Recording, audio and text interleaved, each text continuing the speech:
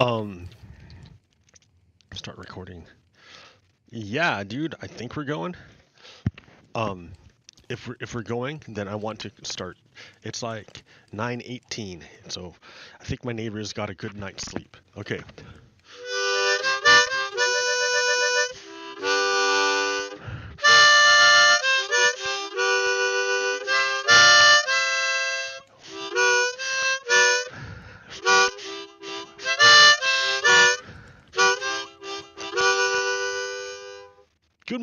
Good morning, hello, and welcome to yet another episode of Redstone Lapis Lazuli. It is I, your host, Pogo Kiddo. Ah, I'm still here, man.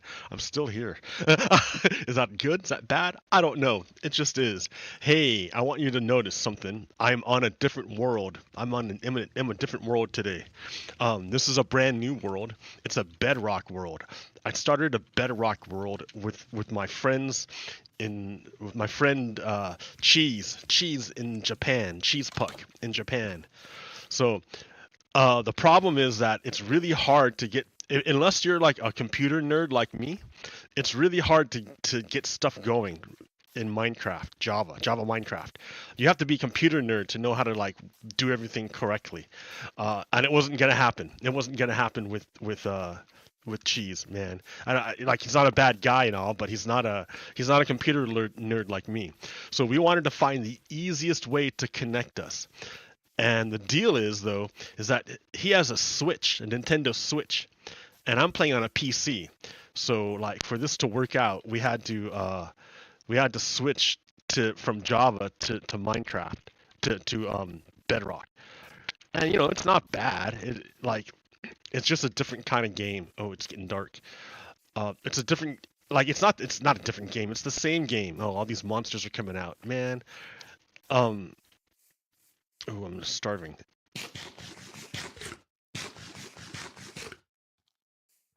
All these monsters, and you can't even see them. I can barely see where I'm going. You see, this is like a brand new world.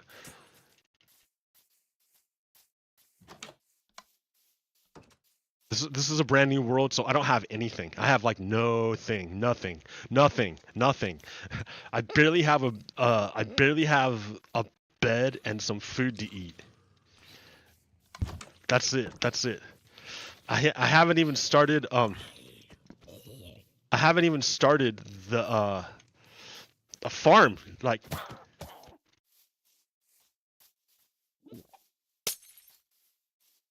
what did he hit me with? Oh, so I can't jump.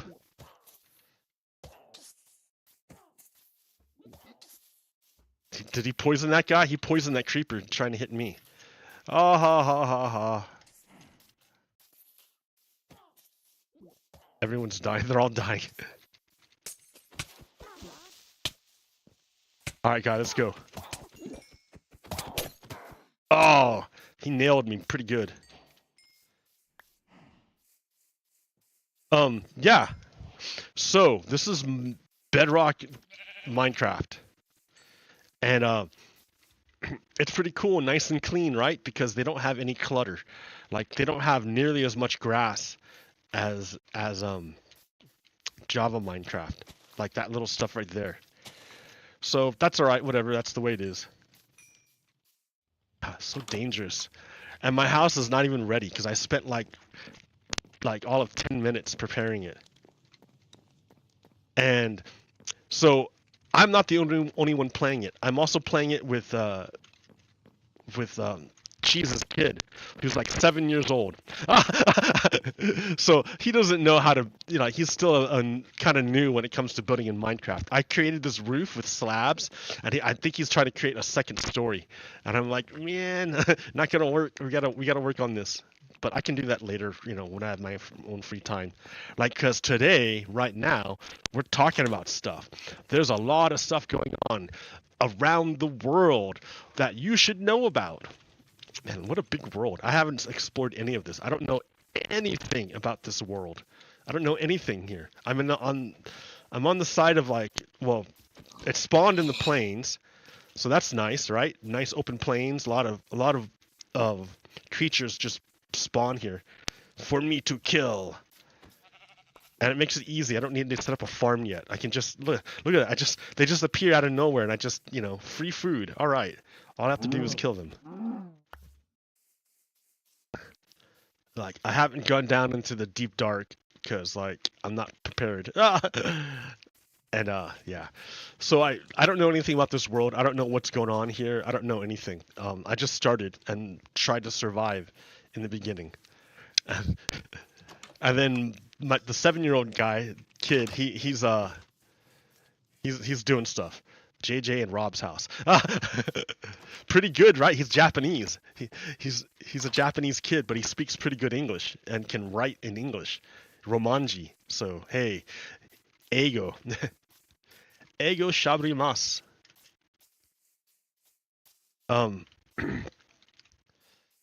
So yeah, okay. Stuff going on in the world that you should probably know about. If you've watched my show, then you kind of know what my deal is.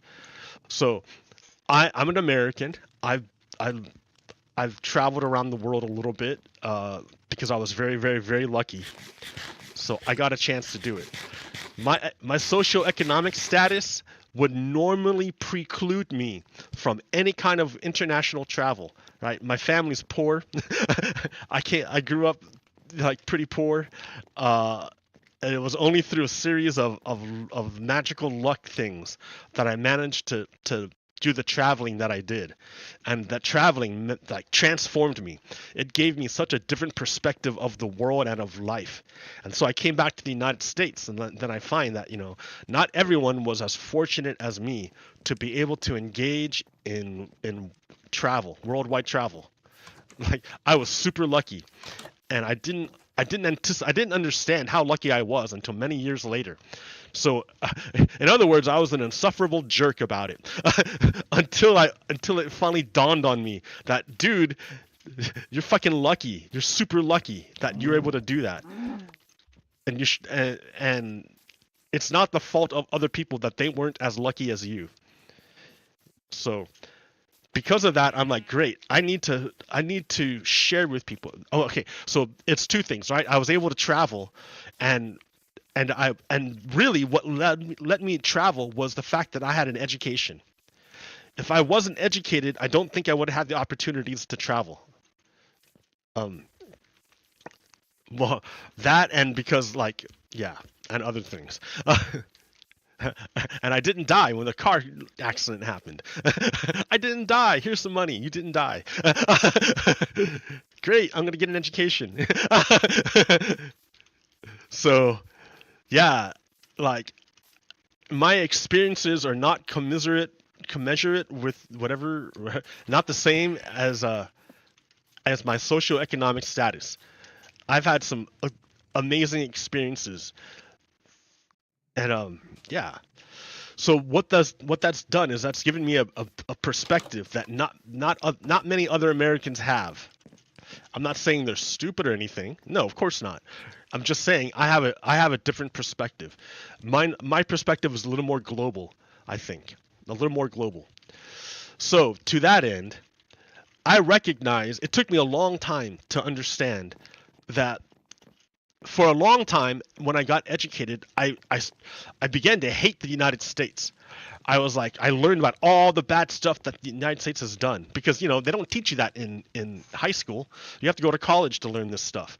And then when I found out, I'm like, oh my God, this country's terrible. And so I was really, really, like, pissed off at the United States for a long time, until and it took me a long time to realize that, that the United States is not all one thing or all the other thing. It's a mixed bag, and you gotta be able to pick out the details. Otherwise, it just looks like a blob, and you can't figure it out. Once I realized that, then I'm like, oh, the idea of America is fantastic. What's the idea of America? The idea of America is that humans do not need a king to tell them what to do. Humans are able to use reason to govern themselves. And that idea, and that all humans are created equal. There's no there's nothing about sex or race or gender or anything that makes you lesser or more than. We're all humans. We all deserve equal human rights. What an amazing idea. What a fantastic idea. And then I came to realize that it's not like that in the rest of the world. In the rest of the world, there's places where you don't have any human rights, where you don't have anything at all. And that the reason why I was so angry at the United States is because in many ways it failed to live up to its ideals. In many ways, the physical manifestation of America was far away from the ideal of America. And then I started to realize, well, some people are opposed to the idea of America being a free and equal country. They want to go back to kings.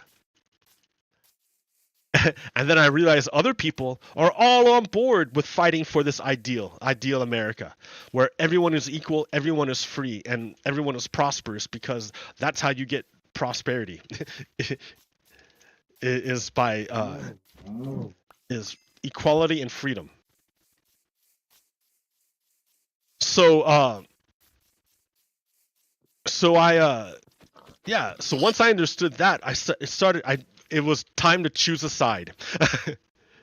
Like, am I going to be a person who goes around bashing the United States with no solutions?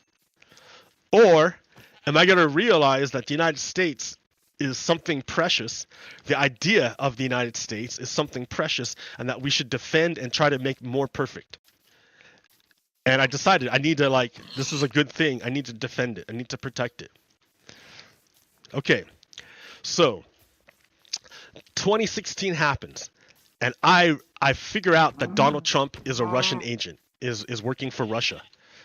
And I was pretty early on in figuring this out.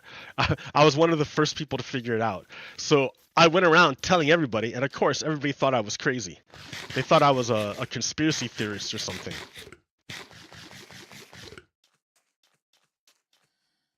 Which is not the case, right? But no one knew it at the time. So I spent, I was flipping out. When I realized Donald Trump was on Team Russia, I flipped out. And I tried all sorts of things in order to spread the word that Donald Trump is a traitor and he was working for Russia. I did all sorts of things. And so I watched as the Mueller report came and went. I watched in horror as Donald Trump consolidated his power. I warned people all the time about what Donald Trump was up to. And that came to a head on January 6th, because even though Donald Trump lost the election, he claimed voter fraud. Well, the United States is like, okay, no problem, dude. You claim voter fraud. Let's use the American justice system where you can prove your allegations. If that's what really happened, then let's prove it, and let's show this in a court of law. Donald Trump had 62 court cases before January 6th and after the election in November. He had 62 court cases. And every single court case where he was going to prove voter fraud, every single one, he failed. He lost. Every single court case. He could never, ever, ever prove the voter fraud that he said took place. He could never do it. He had 62 chances in 62 different courts, and he could never do it. He could never do it. Even though he could never prove voter fraud, he attempted to overthrow the United States government anyways on January 6, 2021, in order to hold on to power. Fortunately, he was defeated and stopped from overthrowing the government. However, there have been no consequences. He has suffered no consequences as a result of his attempted coup. So he's been free to go around the United States and spread lies about what's going on. And he's attempting now to become president again. And he wants to become president, not to become president to serve the United States, but to protect himself, to give himself immunity from all the court cases that are coming after him for him breaking the law. Like, he hasn't suffered consequences yet, because our justice system is incredibly biased toward rich people. rich people have the ability to pay for lawyers to make endless motions. Endless motions. Like the American justice system is like, oh yeah, we want to be really fair and really conservative and let people have every chance to prove their side of the story. Well, if you're poor, that's not a real promise because you can't afford to pay for a lawyer to spend all that time to do every single little thing. So if you're poor, you get screwed by the American justice system. Like if they get you, they're going to get you. But if you're rich, you have the ability to pay for lawyers to file endless motions, endless appeals, so that the consequences, if any, are either delayed significantly until you die, or they become reduced to the point where they're ineffectual and they're completely removed from the bad action. Like, how is it gonna like is it really like a deterrent if it takes 20 years to put you in prison for a crime you did? I don't think so. You're not really deterred. What you do instead, like Donald Trump is, you try to overtake the government so you can just erase those things. Now, that sounds pretty bad, right? That sounds like, geez, Donald Trump is a fucking asshole. And that's true. He really is. He's a rapist. Not only is he an asshole, he's a rapist. And he's a traitor. But Donald Trump has this magical power where he can charm people. He has the ability to charm people. He's a con man. This is the ability of a con man. In order to charm people, you have to enchant them so that they only listen to what you say. They don't listen to their own bodies. They don't listen to the authorities. They don't listen to experts. They only listen to the leader, which would be Donald Trump. And it's not like a new phenomenon, dude. I mean, like, the demagogue has been around forever. Ever since you had democracy, you have the demagogue, the guy who's always appealing to the people, but only wants to give himself more power. So the danger now is that he's gotten a lot of Americans to believe in only him, not anything else, only Donald Trump. And yeah, it's kind of like not everyone is a stupid rube. Not everyone's a rube who got bamboozled by Donald Trump. A lot of people are on board with the idea of overthrowing American democracy, because American democracy protects the weak from the powerful. I mean, as an individual, you're not very powerful. Like, an organization opposed to an individual has vastly more power than the individual, because they have multiple individuals working for them at a concerted goal. The whole point is, like, when you come together, you're more powerful, and when you're separate, you're very, very weak. So to that end, the powerful like to keep the people divided because it keeps them weak. But under democracy, the powerful don't have a monopoly on power. With a democracy, you take the power and you dilute it. Not even dilute it, but you spread it around and you invest it into the people. That way, even if there's a few people who go crazy and want to overthrow the government, the vast majority of people are not going to buy it, because that means they're going to lose power and their freedom. So, but let it be known that there are Nazis and fascists and white supremacists and neo-Confederates. Pink sheep. Pink sheep. Hello, pink sheep. Who are trying to get rid of democracy because democracy stops them from accruing power and doing whatever they want.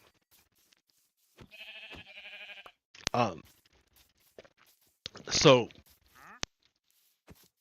yeah, that's where we're at right now in the world. Now here's where you get to the global part. You know, the United States was the first country in the modern era to adopt democracy, and a number of other states also adopted democracy afterwards. However, there are still states controlled by kings and emperors and strongmen and despots that want to get rid of democracy.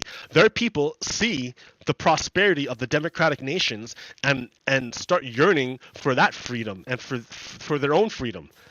And the despots can't have that. They can't have their people rebelling against them, wanting democracy, because then the despots would lose power.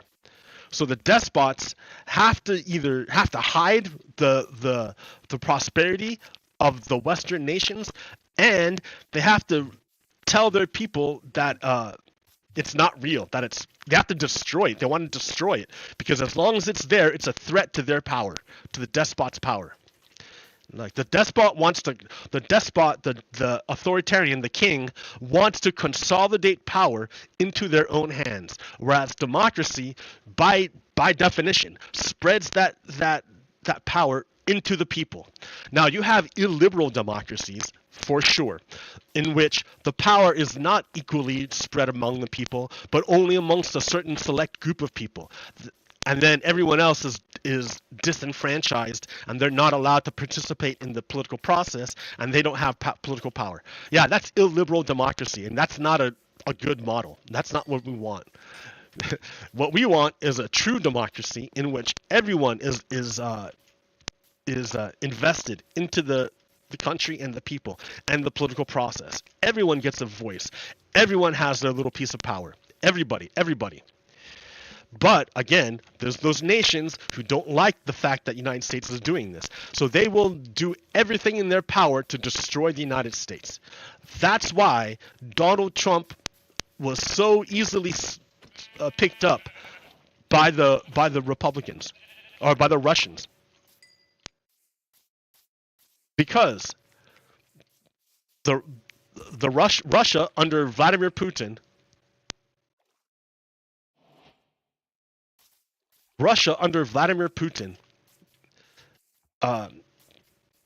is a despotic country, is an authoritarian country, and it is waging war against the United States. It's been waging war against the United States for like hundreds of years. Not hundreds of years, but at least ever since the Soviet Union.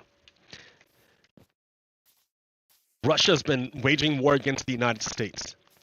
Now, the way Russia wages war against the United States, you think, oh, waging war, you're shooting guns, you're flying bombs and planes and stuff to go kill people. No. That's not the only way to wage war. The Russians have figured out that another way you can wage war is by directly attacking the minds of people. The minds of the civilians. You can attack the minds of civilians and confuse them so much that they're not able to defend their country anymore.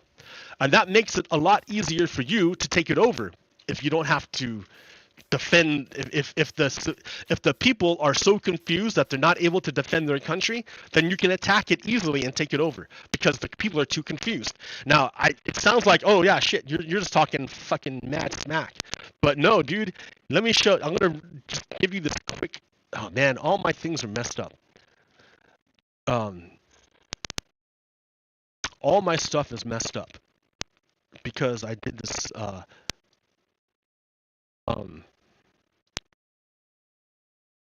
There we go. Hold on. Let me show you. So this guy here, who I'm about to show you, his name is Yuri. His name is Yuri Bezmenov. Yuri Bezmenov. Yuri Bezmenov is in the 80s was a KGB agent, and he defected. He left Russia.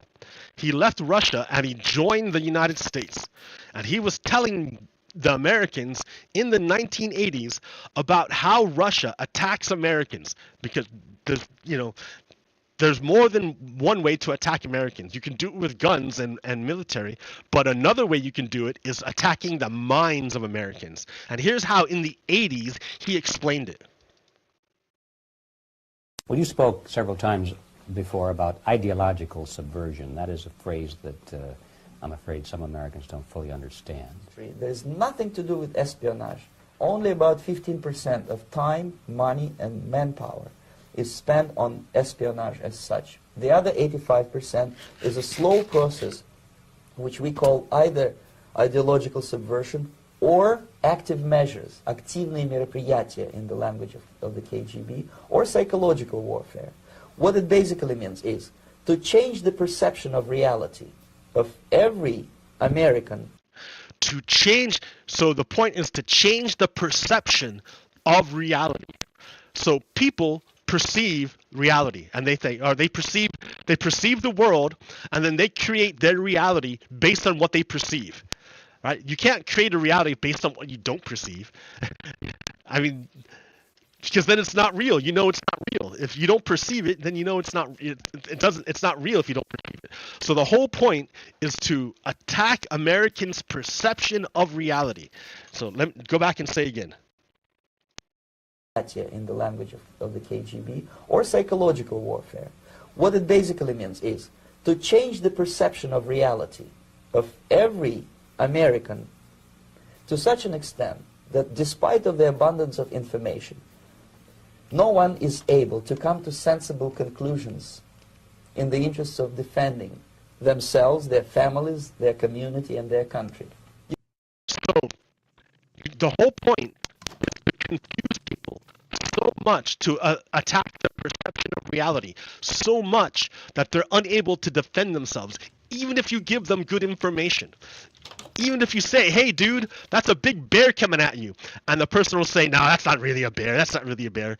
And you can run away, and they can see the bear eat somebody else, but they go, oh, that's fake. That's fake news. That's fake news. They will not believe it, no matter what, until the bear is eating them. And by then, it's too late. You cannot change their mind, even if you expose them to authentic information, even if you prove that white is white and black is black, you still cannot change the basic perception and the logic of behavior. In other words, these people, the process of demoralization is complete and irreversible. To get rid society of these people. Okay. So the whole point is to confuse people so much that they're unable to defend themselves. You attack their perception of reality. Oh, I could have saved that guy. Oh well.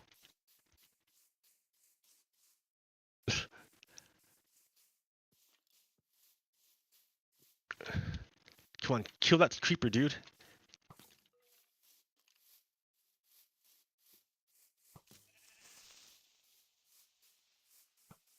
The whole point is to get the creeper over there so I can, like...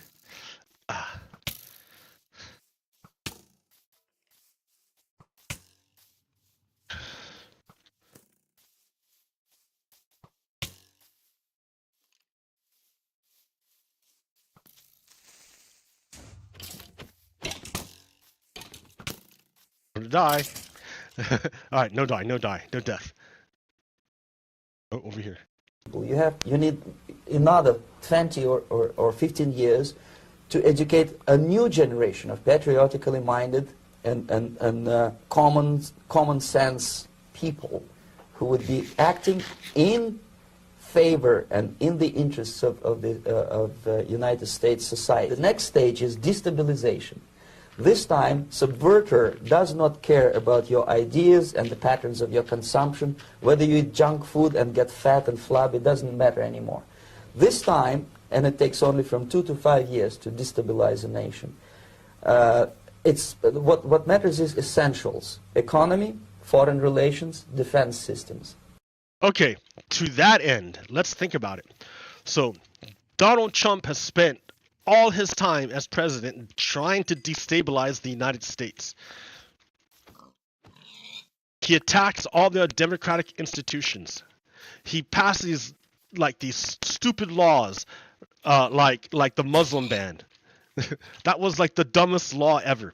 It didn't actually do anything to keep us safe, Americans, but it helps white supremacists. White supremacists want an ethno state. So he was, and that's what he's working toward. He's working toward, and if by providing an ethno state, he gets the help of white supremacists, he'll do it.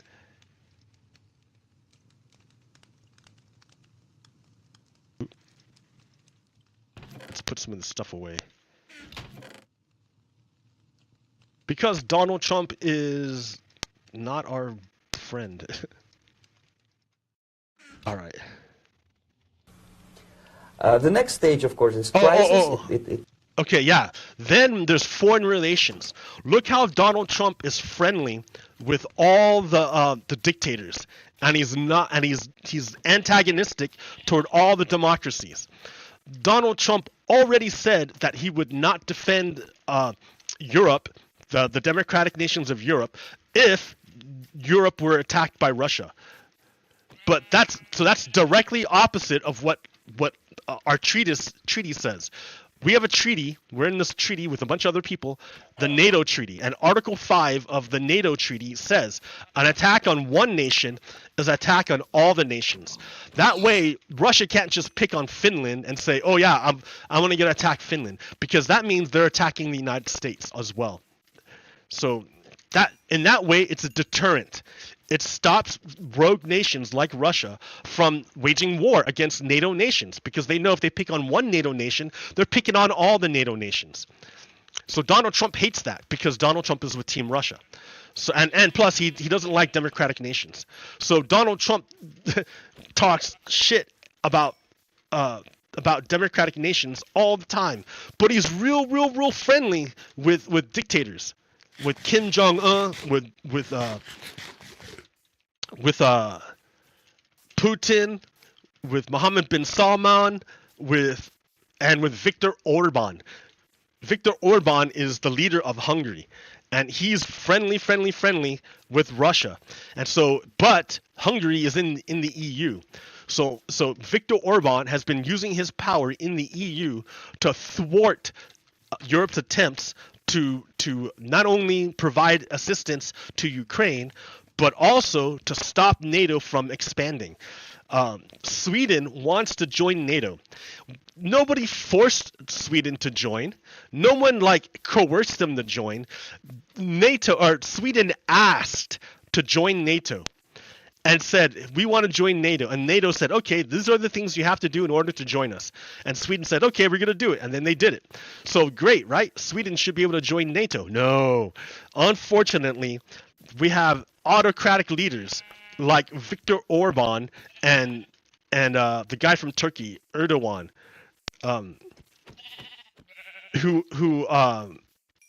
well, I don't know about Erdogan, but for sure Viktor Orban is with Putin, and he's using his vote in the EU to stop Sweden from joining NATO, not for any real reason, but only because a weaker NATO is better for Russia. You got to remember, there's two sides you can join in this world. You either join the democratic side, in which you invest the power in the people, or you join the dictator side, in which you concentrate the power into the hands of the very few. So Viktor Orban is one of those. So Donald Trump has attacked our ability to our allies, our foreign relations, and all sorts of stuff. Hold on, let's keep going. It may take only up to 6 weeks to bring. All right, whatever. We know. Okay. So understand that Russia has been attacking the United States continually since the Soviet Union. Now, back in the 80s, it wasn't so easy for Russia to influence the minds of Americans, because media was controlled by the hands of a very few. Media was concentrated. Not everyone had access to a television station. So how are you going to broadcast your message over the airwaves on mass media if you don't have access to that? And even a radio, not everyone had access to a radio station to do their own thing. So it wasn't all that effective back in the 80s for Russia to attack the United States through ideological warfare. However, in the 90s and aughts, the United States developed the internet, and the internet allowed people to bypass the traditional gatekeepers of information. We had an entire system of gatekeeping for information to make sure that conditioned what kind of information you received. And sometimes it was good and sometimes it was bad. But it wasn't accessible by anybody. You had to have power and money in order to access this mass media network back in the 80s. However, once the advent of the internet happened and YouTube came along, suddenly everybody had access to broadcasting, and any one person could suddenly go viral and spread their message all across the world. Anybody. So suddenly the barriers that stopped the Russian technique from working before, which was lack of access to mass media, those barriers were gone. Now Russia could broadcast messages really, really cheaply, just like anyone else. So that's what they did. They used the internet to further their ideological warfare, to confuse Americans. It was really easy for them to do it because Americans were pretty naive about, like, you listen to an interview with David Bowie, and David Bowie was like, man, the internet's going to be fantastic. It's going to be amazing. It's going to be great. Like, I can't wait for the internet to happen. Which, is great, right? Because back in the 90s, Bowie is a good guy. He's not going to, But what is it specifically about the internet? I mean, anybody can say anything. And it all adds up to what? I mean, it seems to me there's nothing cohesive about it in the way that there was something cohesive about the youth revolution in music. Oh, but absolutely. And because I think that we, at the time, up until at least the mid-70s, really felt that we were still living under the,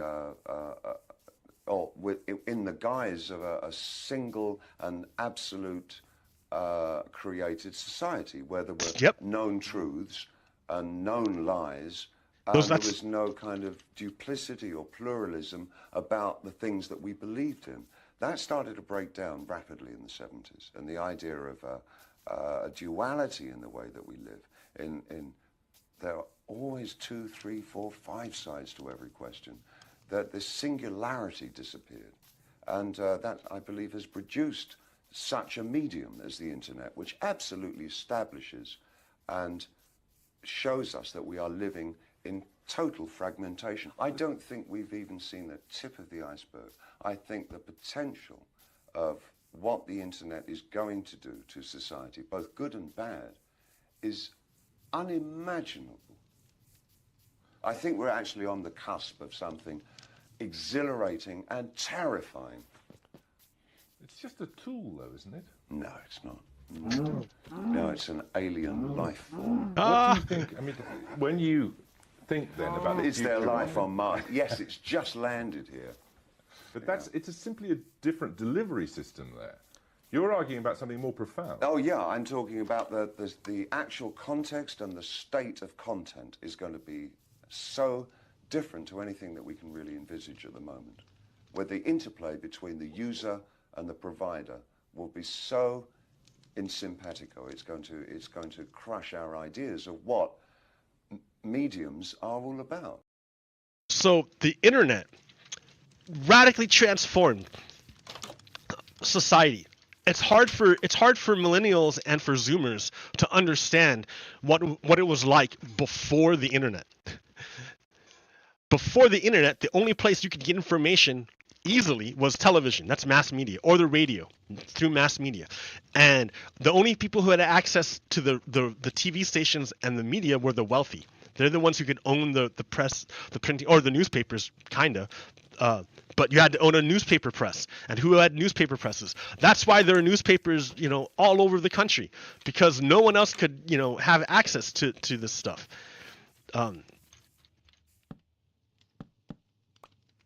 But with the internet, suddenly anyone could publish anything, and it'll be going worldwide, which is why a bunch of newspapers are starting to die out. Like, I just heard Sports Illustrated is gonna close shop. I can't believe that, dude. I remember Sports Illustrated has been around forever.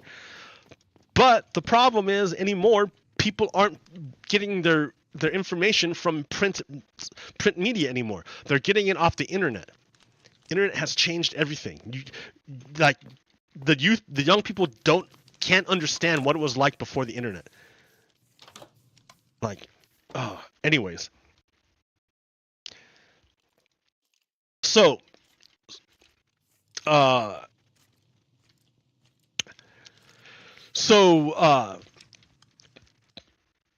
2016 comes along. 2016 comes along. Donald Trump seizes power with the assistance of Russia.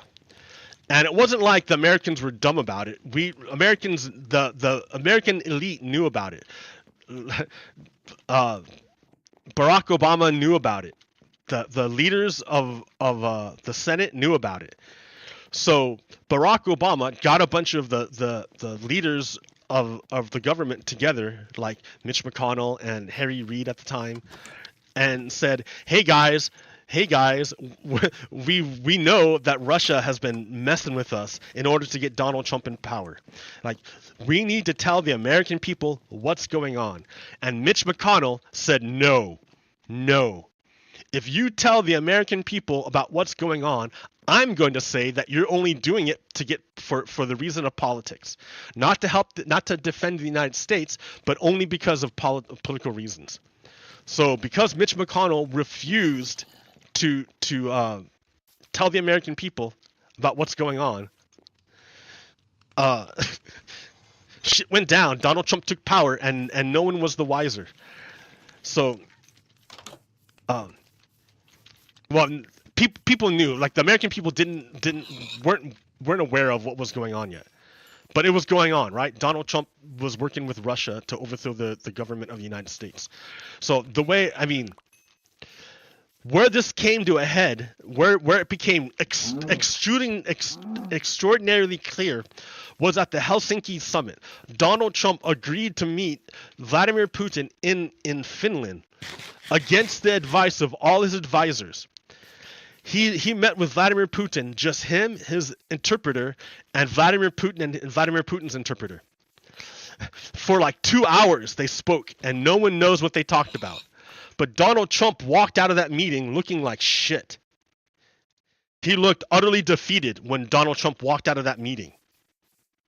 Because Donald Trump, I can suspect that what happened was Vladimir Putin showed Donald Trump all the compromising stuff they had on Donald Trump.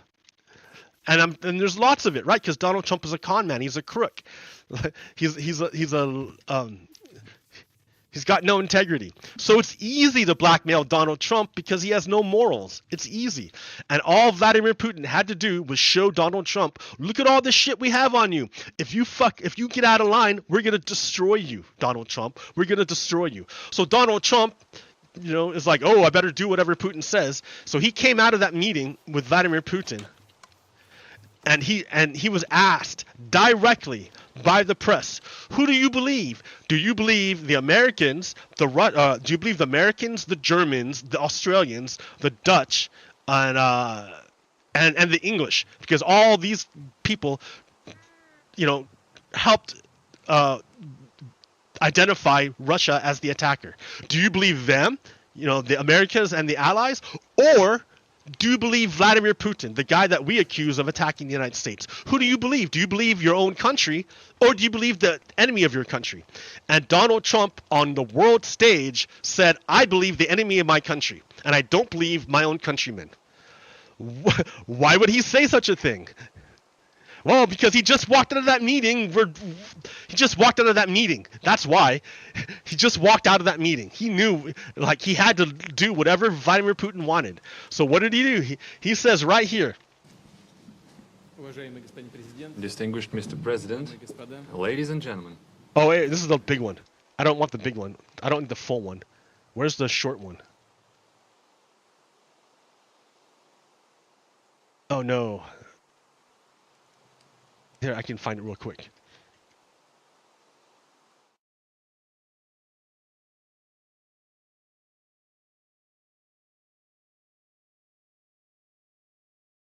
Yeah, there. For each president, President Trump, yes. You first. Just now, President Putin denied having anything to do with the election interference in 2016. Every U.S. intelligence agency has concluded that Russia did. My first question for you, sir, is who do you believe? My second question is, would you now, with the whole world watching, tell President Putin, would you denounce what happened in 2016, and would you warn him to never do it again? Okay, pretty clear question, right? Everybody, all the Americans, all the European allies, they're all saying that Russia interfered, that's like the nicest way you could say it, attacked the American election in 2016. Everybody's saying it. All the Americans, all the Europeans are saying it. So, would you denounce, are you going to denounce this guy for interfering in the election? And would you tell him never to do it again? And Trump says, no, I'm not going to denounce him. Why would I denounce him? The guy just showed me a binder full of stuff he could destroy me with. I'm not going to talk shit about Vladimir Putin when he just showed me how he could destroy me. So listen to how he defends Vladimir Putin. So let me just say that we have... So remember, the question is, who do you believe? Do you believe the Americans or do you believe Vladimir Putin? That's the question. Now, have you seen the movie The Matrix? In the movie The Matrix, people, like regular humans inside the Matrix, would shoot their guns at the agent. Like, shoot the gun. They should be able to kill him, right? You shoot a gun, they kill him. But somehow, some amazing way, the agent was able to, like, bend in unnatural directions, like, with unnatural speed in order to dodge all the bullets so that you could empty your whole gun on him and nothing will happen. This here is the equivalent, the real-world equivalent of Matrix dodging. The bullets were the questions shot directly at him. He had a direct question. Direct questions. And look at the way he dodges answering the question. So the question was, who do you believe? Do you believe the Americans or do you believe Vladimir Putin? Two thoughts. You have... So he has two thoughts on if he believes Vladimir Putin or if he believes the Americans. Groups that are wondering why the FBI never took the server. So he's casting doubt on the Americans. So the first thing he did was, first I'm going to cast doubt on the Americans. Who do I believe, the Americans or Russia? Well, first, before I answer that question, let me cast doubt on the Americans. Let me talk shit about the Americans. Why haven't they taken the server? Why was the FBI told to leave the office of the Democratic National Committee? Nope, never happened. Never happened. He's just talking shit. He's talking shit about the Americans. When he was asked, who do you believe, the Americans or Russia? He goes, well, let me start off by talking shit about the Americans. Wondering that. I've been asking that for months and months, and I've been tweeting it out and calling it out on social media. Yeah, he's been constantly shitting on the Americans. That's right. Donald Trump is constantly shitting on the Americans. Yep. Mm-hmm. Media. Where is the server? I want to know, where is the server? So that's something called a red herring. A red herring is a totally inconsequential detail meant to throw you off the investigation. So like you could like walk into the room and you can see your dog there, and you could see the pie, not the pie, the lasagna, the meat lasagna you put on the stove and it was cooling. And now that meat lasagna is all on the floor and the dog is covered with lasagna. And you're like, what happened? And then your kid will come in and say, oh, it's sunny outside. Maybe because it was sunny, the lasagna fell off. What? No, the sunny thing is meant to throw you off the trail of the dog who ate the lasagna that was on the stove. It's a totally inconsequential detail meant to throw you off. That's a red herring. That's what Donald Trump is doing. This whole where is the server thing, he's casting doubt on the Americans, and he's giving us a red herring. He's like, don't look at the direction of Russia. Instead, go off in this random-ass direction on a wild goose chase so you walk far, far away from the real reason. And what is the server saying? With that being said, all I can do is ask the question. What is the server saying, dude? The fuck are you talking about? He's just ad-libbing is what he's doing. People came to me, Dan Coates came to me, and okay, here's some others. They said they think it's right. Dan Coates was like the head of the Dan Coates is like the head of like the NSA or something, one of the agencies. People came to me, Dan Coates came to me, and some others. They said they think it's Russia. Okay, so he's like, oh, so after I just talked shit about the FBI and the Americans, and I gave you a red herring, I'm going to acknowledge that yes, my people came to me and said it was Russia. Okay. I have President Putin. He just said it's not Russia. Okay. Yep. Who do you believe? Do you believe the Americans? Because the Americans didn't come to their conclusion just by themselves, right? It wasn't just by themselves. They're like, oh yeah, we think Russia did it. No, they had help from the UK, from Germany, from Holland. Now remember, why would Holland be at all interested in what Russia's doing? Well, remember when Russia first invaded Ukraine in 2014. When they did that, they gave the rebels a bunch of hardware, and some of the hardware they gave the rebels was an anti-aircraft missile, and the rebels shot the anti-aircraft missile. I don't know if it was the Russians or the rebels, but they shot the anti-aircraft missile at a passenger jet, just like a 747. A Dutch 747 was flying by Ukraine when the rebels decided that, oh, we think that's an enemy plane, and they shot it down, and they killed all the Dutch people that were on that plane. The Dutch people had nothing to do with any of this shit. They had nothing to do with any of this shit. But Russia shot down their plane and then denied it. They said, no, we didn't do it. We didn't do it. So yeah, Holland has a reason to be pretty upset at Russia. So they helped out with trying to figure out that yeah it was Russia who did this. So you got the UK, Germany, Russia, Australia. Remember why is Australia important? Because that's where the whole investigation started. There was a guy, an envoy for Donald Trump to the Russians. The envoy's name was George Papadopoulos. And he got drunk one night and ended up talking to the deputy ambassador to the United States for Australia. So a super high level ambassador to the United States. He got drunk and was talking to him, and he said that they have access to Hillary's emails. How do you have access to Hillary's emails? And then so the deputy ambassador told the American FBI what George Papadopoulos told him. And because of that, the FBI started an investigation. That's where the Russia investigation started.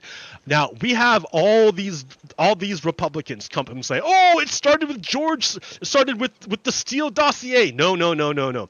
Steele dossier came afterwards. It came later, after the investigation was already going. The Steele dossier was not the genesis of the investigation. It was George Papadopoulos blabbing to the Australian ambassador that he had access to Hillary's emails. So you have all these people, the Americans, the Germans, the English, the Dutch, and the Australians. They all contributed to say that, yep, Russia attacked the United States in 2016. Then you have Vladimir Putin, who says, no, I didn't. Who do you believe, Donald Trump, your own people and allies, or do you believe the enemy of the United States? I will say this. I don't see any reason why it would be. Why would it be? I don't see any. Just because the Americans say he did it, just because your own people, and just because England and all the allies say he did it, that's not a reason to, according to Donald Trump. Just because your own people say so doesn't mean it's a reason that it happened. Yeah, Vladimir Putin, guilty as hell, saying, it's not me. And he's like, oh, Vladimir Putin has no reason to lie to me. So this is an example of how you can give people good information and show that Donald Trump has betrayed the United States. You can do it right here. And it doesn't matter, because there are people in the United States whose brains are so far gone, that they can't comprehend it. They can't understand it. They only listen to what Donald Trump says. So that means shit. We have a big problem. Because it's not a lot of people that follow Donald Trump, but it's a significant number of people who do so, who have lost the ability to understand anything, and they just listen to what the leader says.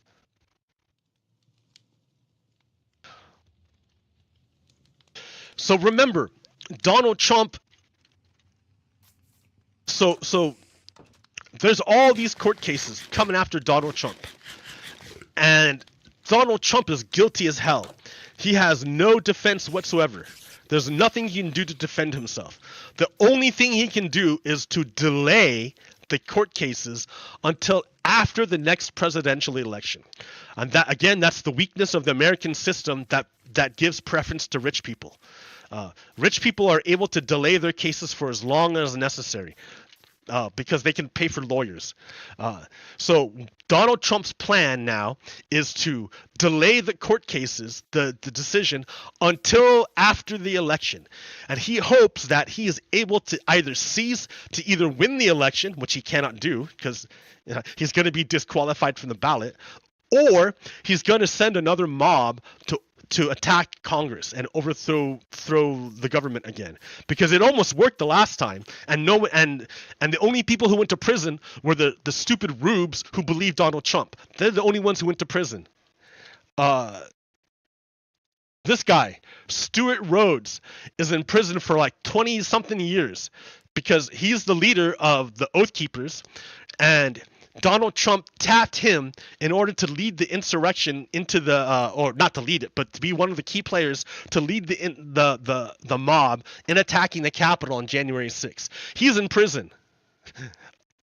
This guy here, Alan Swindler, a Proud Boy from Sutherland, Oregon, is in jail for murder. Oh, that's Proud Boys are terrible people. Proud Boys are terrible. They're shitty people. What else dude? Jeremy Bertino. Proud Boy was involved in the January 6th insurrection. He's in prison. And he's all about fucking death. Look at his patch. RWDS,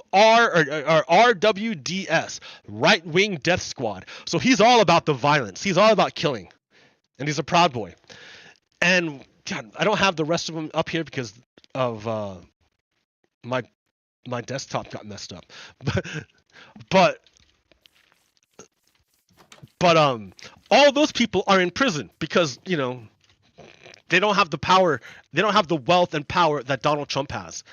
So they're in prison, but Donald Trump is not in prison. So all he's going to do is cultivate a new group of idiots to go do his bidding. And then when shit comes down, they're the ones who are going to suffer, not Donald Trump.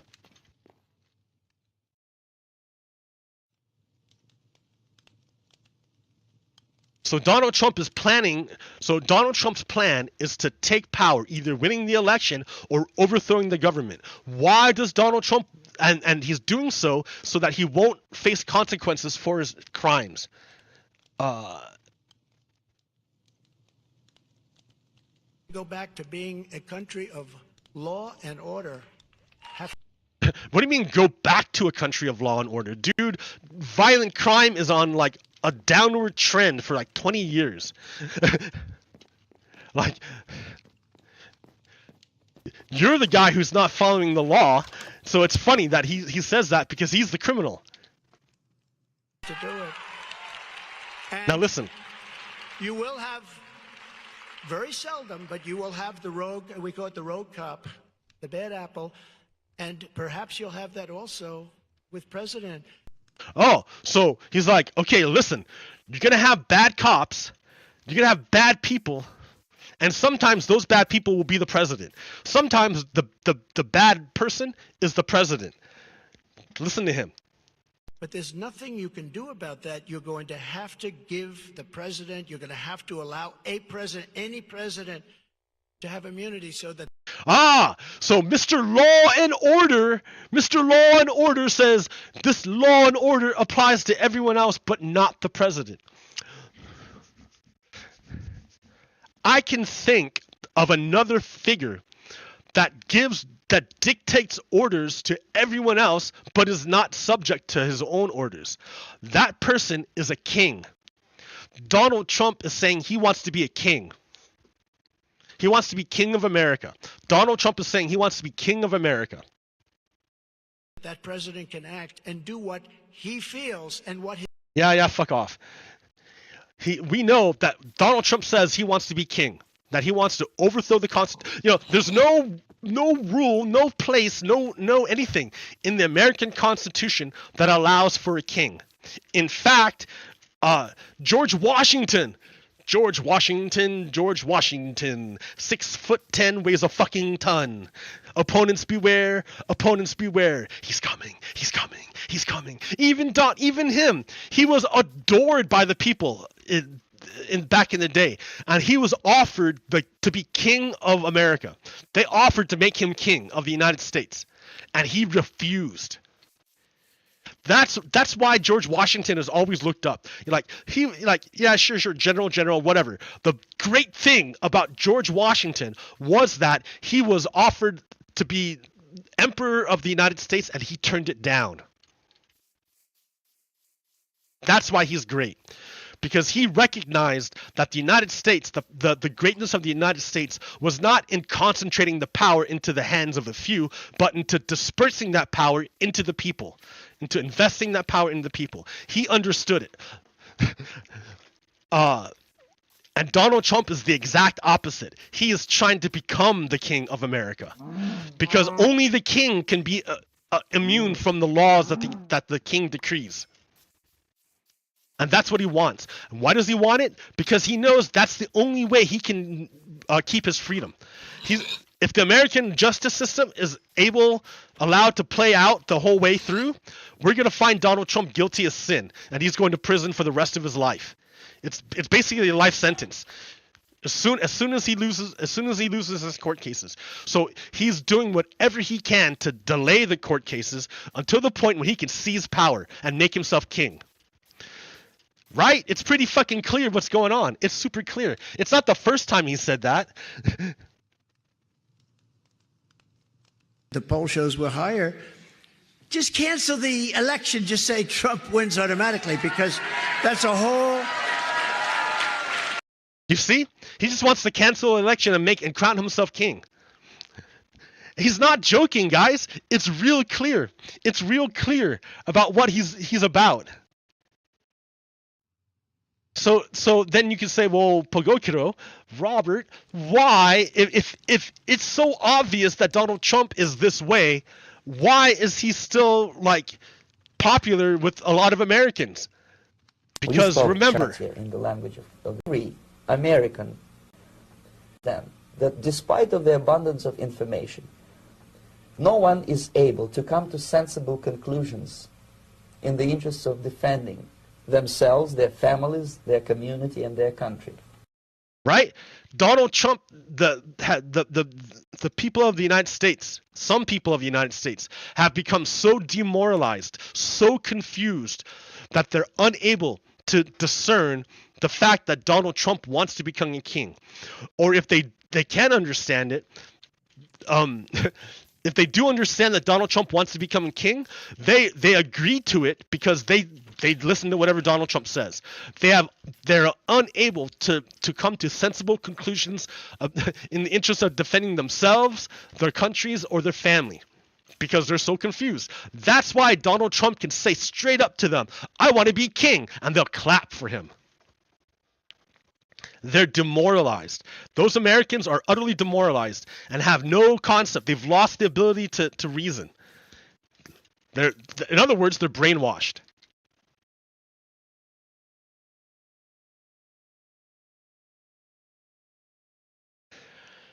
So it's not like Donald Trump is let's see. So yeah, here, listen to his supporters. Oh, wait, let me not be out in the dark. Let me go hide. I'm in the dark. I'm gonna die. No, safety of such a beginner house. It's okay. Listen to a supporter of Donald Trump. So the other day, Donald Trump. This is an example of an American who is demoralized. Their brains are so fucked up, they're so confused that they're unable to defend themselves, their country, or their family. Donald Trump wants to become a dictator and take away all his freedom, all his agency, all his political power. That's what Donald Trump is promising. Hey, dude, I'm going to take away everything from you. I'm going to take everything from you. And what does he say? He's all about it. First day is going to be a dictator for a day. I like that. Yeah, He's like, yeah, take my shit, kill me, yeah. That's what he's saying. He is so fucked up in the head, he's unable to. You can show him the video where he agrees with Vladimir Putin, and you can ask the person, hey, do you believe the Americans or do you believe Putin? And they'll be unable to answer. Because even though, if they say because on one hand, they understand that Vladimir Putin is an enemy. But on the other hand, they agree with him. So it's like a really uncomfortable thing for Republicans. It's really uncomfortable. You try it. I'm not even joking. Do try it.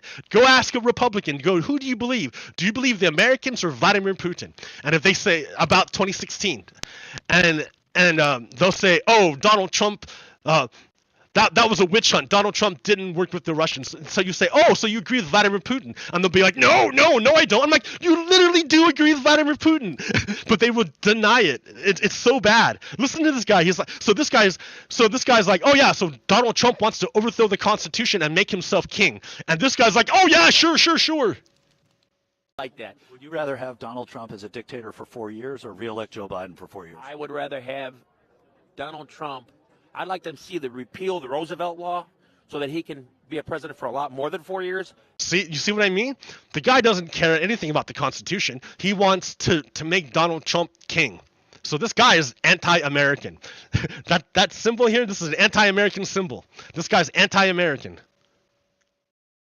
But this country needs a dictator. No. So what country is he talking about? He's not talking about the United States. Remember, there are two nations, at least two nations within our boundaries. There's the Americans, who basically follow the ideas of the Yankees, and then there are the slavers who believe in remember, slavery is all about the concentration of power. How do you enslave an entire group of people unless you deny them their human rights? Right? So we already fought a war over this. So this dude is a white supremacist who is for the Confederacy. That's all he wants. He wants to he wants to overthrow the United States, get rid of the Constitution, install the king of his country, which is the white supremacist Confederate country. It's not for the Americans, it's for his country, the white supremacist country. So, and he's an American, right? He should know better, but he's been so confused. His brain has been washed that he's unable to make distinctions. He can't tell the difference between black and white anymore. That's how bad it is.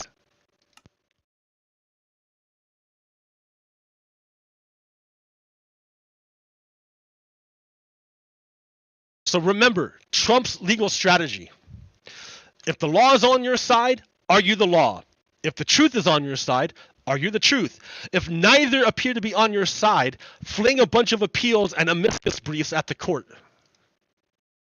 Why can't I connect to I keep getting disconnected from this realm, dude. Why are you doing this? Why are you doing this to me? Realm? So, you want to think, oh, this is just Pogokiro talking shit. Man, no. Listen to John McCain. John McCain. Motherfucking John McCain, dude. Who's that? That's John McCain after 5.5 years of being a prisoner in a Vietnamese POW camp, a North Vietnam POW camp. He's all fucked up, but he survived, right? And he became a senator afterwards. Listen to what he says. I predict to you that it will be another step in Vladimir Putin's strategy to separate eastern Ukraine from Ukraine and perhaps a land bridge to Crimea. No, it's a very bad result. And again, we would not send weapons to the Ukrainians when they were begging for them. We wouldn't even give them intelligence because we didn't want to, quote, provoke Vladimir Putin By showing weakness, we provoke Vladimir Putin. Yup. By failing to defend Ukraine, we're provoking further attacks from Russia. Because they're like, oh, look, they don't do anything. Let's keep going. We have to understand that Vladimir Putin's ambitions are the restoration of the old Russian Empire. But he has never said, has he, that he wants eastern Ukraine to be incorporated into Russian territory?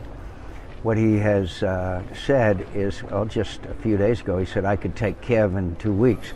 But what he has said is that he wants Nova Russia, which is an old czarist phrase, which means he wants eastern Ukraine. He wants to make sure he keeps Crimea, and he would like to see, if he can get away with it, Moldova and the Baltics as well. That's what he wants to see restored. He cannot afford to see a free, democratic, prosperous Ukraine, because the Russian people then would like to be like Ukraine. There's nothing that provokes Vladimir Putin more than weakness. Yup. And Donald Trump knows this. Donald Trump is very, very, very weak. Donald Trump is incredibly weak.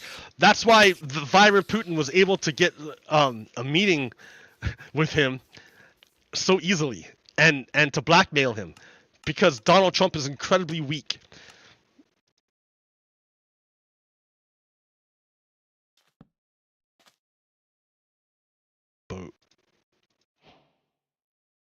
I just saw that house over there. I'm like, what the hell is that?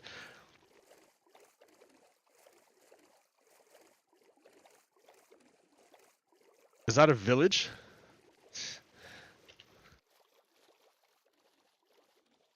Nice animations. Nah. It's a village. A village is over here. Or someone else's. Oh yeah, it's a village. Ah ha ha ha ha.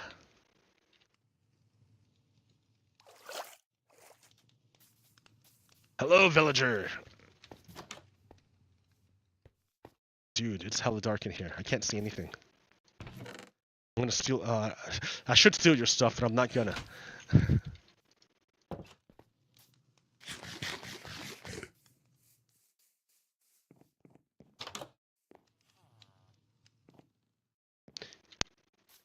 It's a village.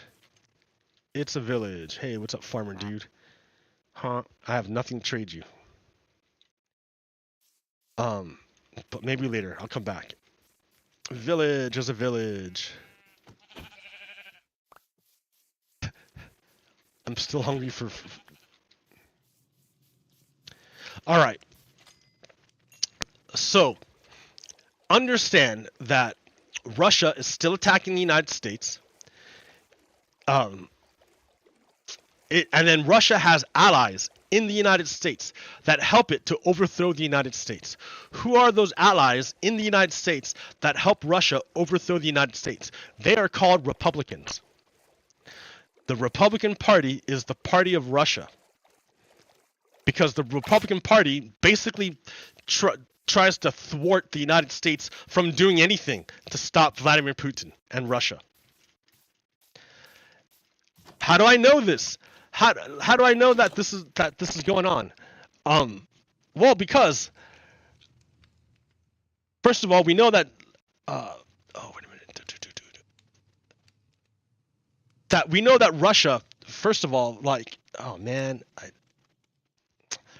do it this way because all my things got messed up. Tim Burchett.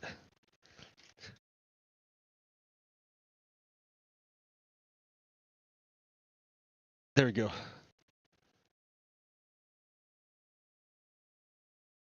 No. Tim Burchett's a white supremacist, yes. Their portfolios and they love their money more than they do anything else. And they protect it, and they protect the people that do that. And by doing so, you know, the old honeypot, the Russians do that, and I'm sure members of Congress have been caught up. Why in the world would good conservatives vote for crazy stuff like what we've been seeing out of Congress? It's how it works. You're visiting, you're out of the country or out of town, or you're in a motel or bar in DC, and some whatever you're into, women or men or whatever, comes up and they're very attractive and they're laughing at your jokes. And who's that? Who's this woman showing off her assets? Who's this woman showing off her assets? Her name is Maria Butina. So what she did is that she's a Russian honeypot, a spy that uses sex to manipulate men and to get into positions of power. So what she did was she came to the United States and seduced a whole bunch of Republicans, and they all thought that she loved them and that they were all special. They all thought that they were special and that she loved them, and so that they would do anything that she asked. And so she asked to have more access to powerful Republicans. And then when she had access to powerful Republicans through the NRA, what she did was she took money from Russia and put it into the NRA, donated it to the NRA. Then the NRA could distribute that money to other Republicans so they could run for office and defeat their Democratic opponents. Pretty crazy, huh? But that's what happens. That happened with Maria Butina, and Tim Burchett, who's a Republican, says it happens all the time in Washington to the Republicans. It happens all the time to the Republicans. And you're buying them a drink. Next thing you know, you're in the motel room with them naked, and next thing you know, you're about to make a key vote, and what happens? Some well-dressed person comes up and whispers in your ear, "Hey, man, there's tapes out on you. Were you in a motel room on whatever with whoever?" And then you're like, uh-oh, and said, "You really ought not be voting for this thing." I mean, and what do? It's human nature. And, no man or no woman actually is an island, and they know what to get at. If it's women, drugs, booze, it'll find you indeed. So yeah, Republicans are all helping Russia because a lot of them are blackmailed by Russia, just like the same way that Trump was blackmailed by Russia. So here, take a look at this guy.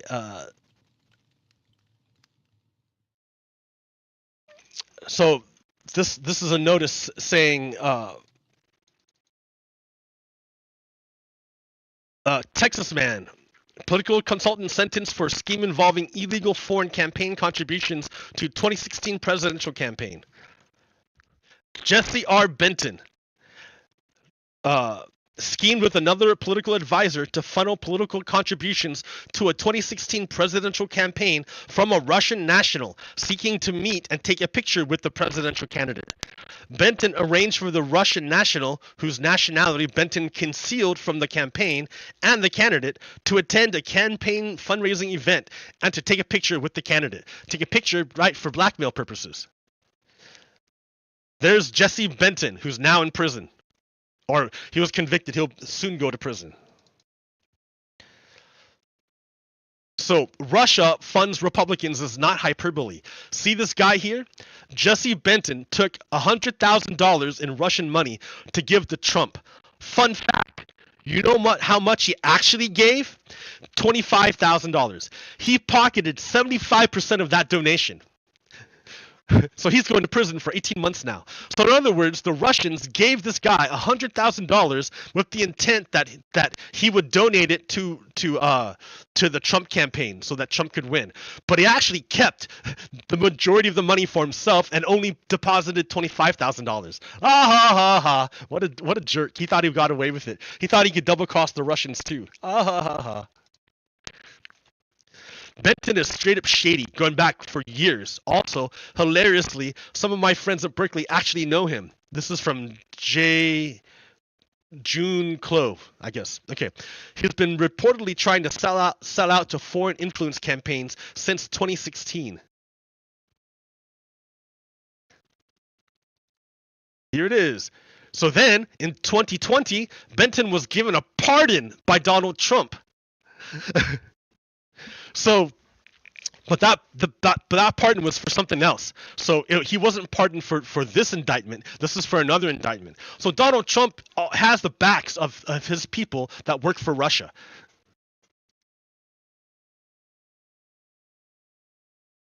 And the NRA was a foreign asset to Russia ahead of the 2016 election, new Senate report reveals. This is from 2019.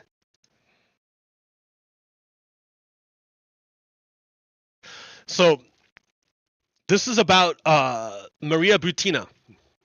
So Butina, a convicted Russian agent now in federal prison, and Torshin, a former Republican or Russian government official who had been sanctioned by the United States.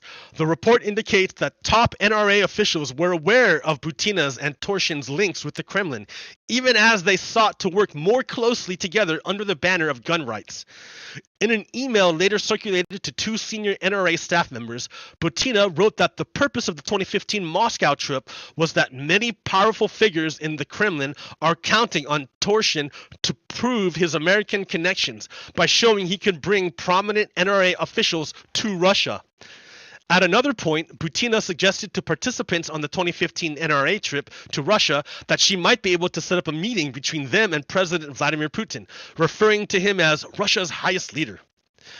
Despite these declarations about their ties to Russian government, NRA officials paid for and facilitated Torshin's and Butina's introduction into American political organizations.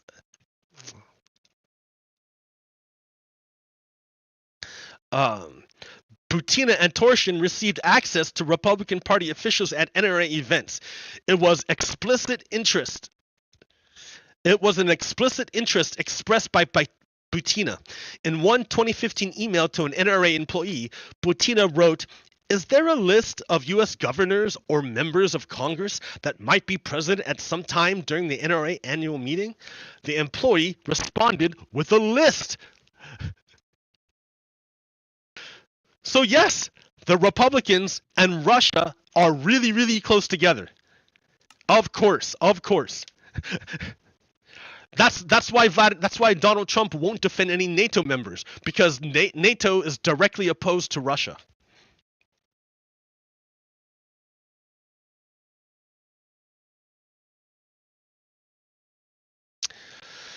So yeah, there's a bunch of shit going on, guys. There's a bunch of shit. So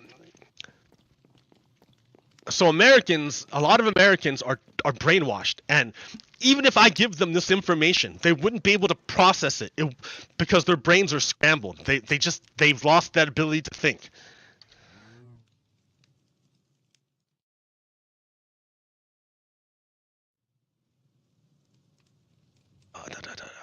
Now remember, Donald Trump is the absolute leader of the Republican Party. It's not like he's a candidate. He's literally the leader.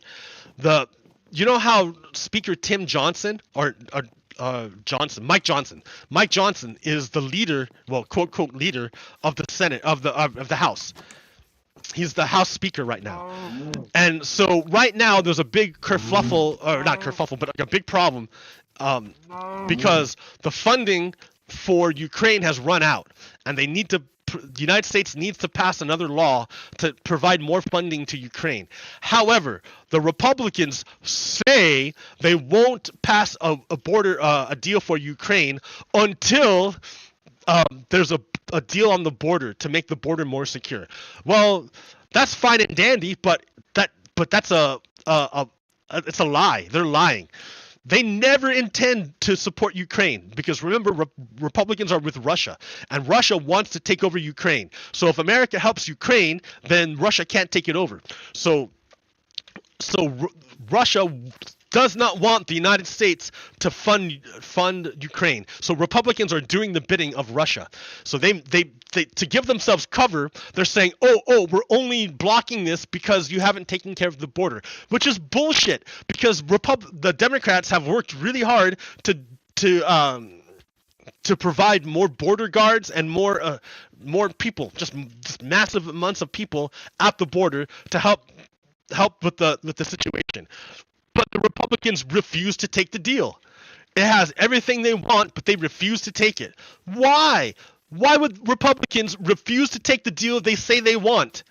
Why would they do it? Well, because they don't really want the deal. They want to stop United States from supplying Ukraine. And number two, they're taking orders from Donald Trump. The president actually just got off the phone with me right before the show, and he said he has spoken to you about... No, that's a lie. That's a lie. She did not talk to the president. She was talking to a traitor, some traitor. She didn't talk to President Joe Biden. She was not talking to Joe Biden. She was talking to some asshole by the name of Donald Trump.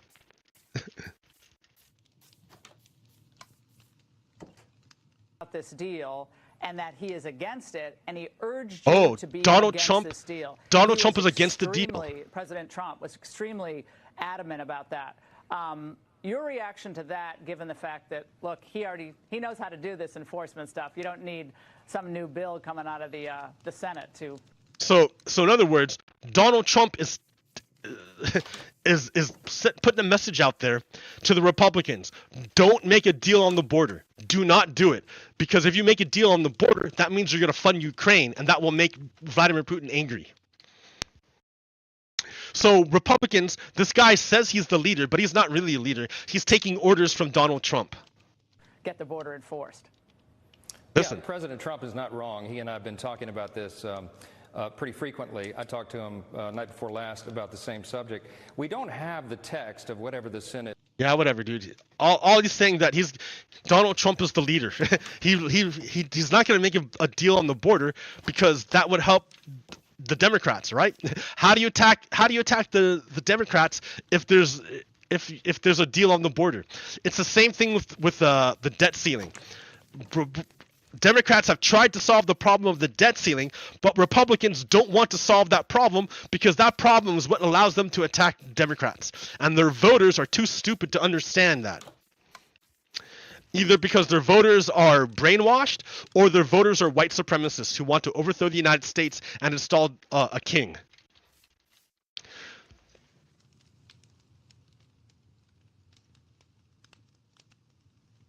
So how do I know that the Republicans are white supremacists who are I mean, not only are they working with Russia, but they're working with Russia because they're white supremacists. But how do I know that Republicans are white supremacists? How do I know that who am I to say that Republicans are white supremacists? That's a good question, right? I'm like half white. What gives me the ability to see racism in the Republicans? And I'll say, well, maybe I don't have that ability. I think I do. I think I can pretty clearly see it. But maybe I don't. Maybe I'm wrong. It's possible, right?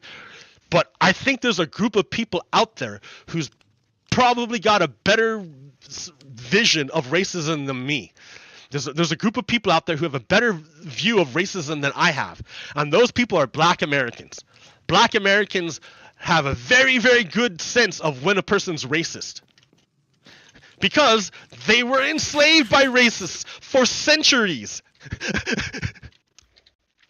So I don't. If you don't want to listen to me, you don't want to believe me. That's fine. That's fine. Listen to the black voter. What happened? Suddenly, like, black voters were like, whatever. But suddenly, around 1948, something happened that made the black voters leave the Republican Party, leave the Independent Party, and join the Democrats.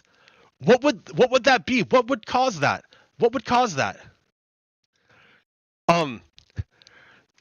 That was when the 1948 was the year that the Dixiecrats, which are the Democratic Southern Democrats, left the Democratic Party and joined the Republican Party.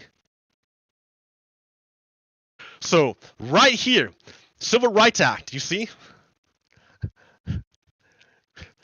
Once the Civil Rights Act was passed, in 1948, all the Dixiecrats left the Democratic Party and joined the Republican Party. So you don't have to believe me that when I say Republicans are racists. All you have to do is follow the black American voter. They know way better than I do, right? And look, you can see it. You can see right when it happened. Right when the Dixiecrats left the Democratic Party, suddenly all the black Americans joined the Democratic Party. Oh, who are the Dixiecrats? The former Confederates. They were Confederates. All right, man. It keeps falling out like that. All right, what else do we got?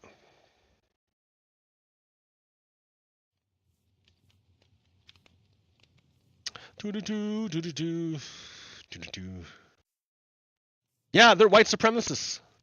The Republicans are white supremacists. It's the white supremacist party.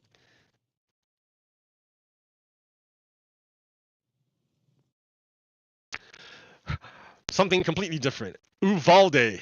Nothing says ban assault rifles like 5 school officers, 8 federal DEA officers, 13 U.S. Marshals, 16 sheriff's deputies, 25 Uvalde officers, 69 officers of nearby law enforcement, 91 state police officers, plus 149 U.S. Border Guard patrol agents being scared of one teenager with an AR-15 in Uvalde. Remember, all these fucking tough law enforcement guys, over 300 of them, were afraid to go into that classroom and save those kids because that guy had an AR-15. If a teenager with an AR-15 can hold off 300 law enforcement agency people with one gun, just one person, maybe that gun shouldn't be available to the general public. You think? But that gets to that point. Remember how I said that Republicans have lost the... Oh, shit. Oh! No! No! Damn it. Oh, that sucks. No!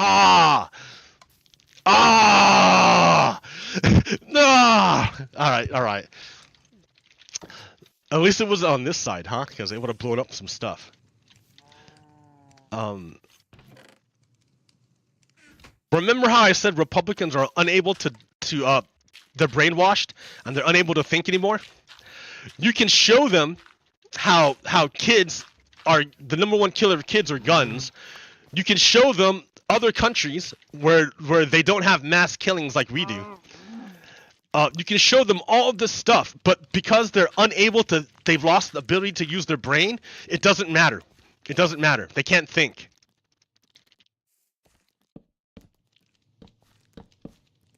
I should make this out of cobblestone, man.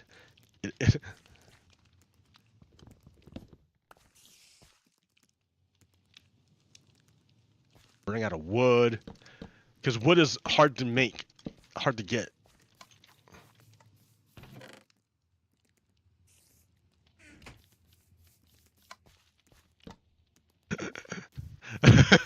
So bad. Whatever.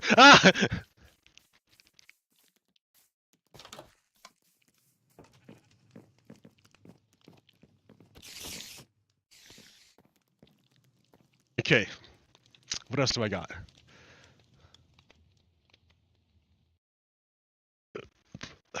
I am a soldier for Donald Trump. I serve at the personal pleasure of Donald Trump, my supreme leader, Fuentes.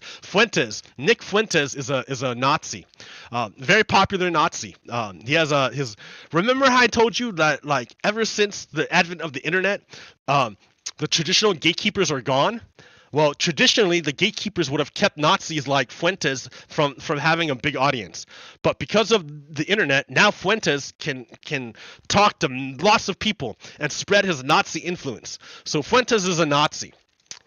And this Nazi says, I'm a soldier for Donald Trump. I serve at the personal pleasure of Donald Trump, my supreme leader, Fuentes said.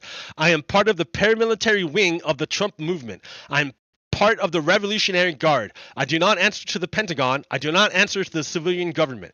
If Donald Trump ordered me to do an extrajudicial killing, I would perform it, he added.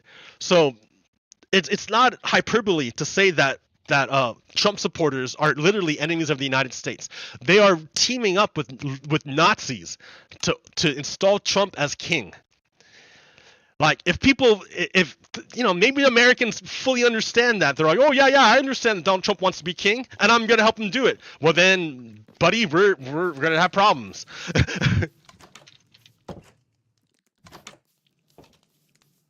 That creeper was, like, waiting for me just outside. It was terrible. The moment I walked out, he blew up. It sucked.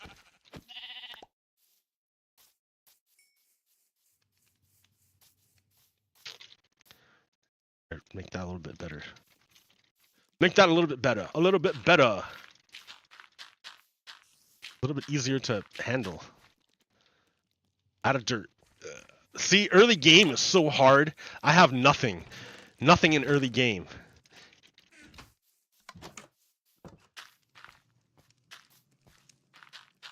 Like, my janky house is janky.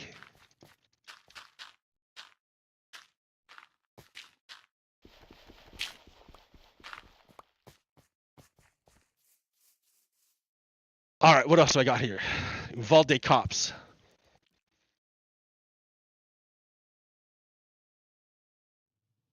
By the way, they never report the crowd on January 6th. You know, Nikki Haley.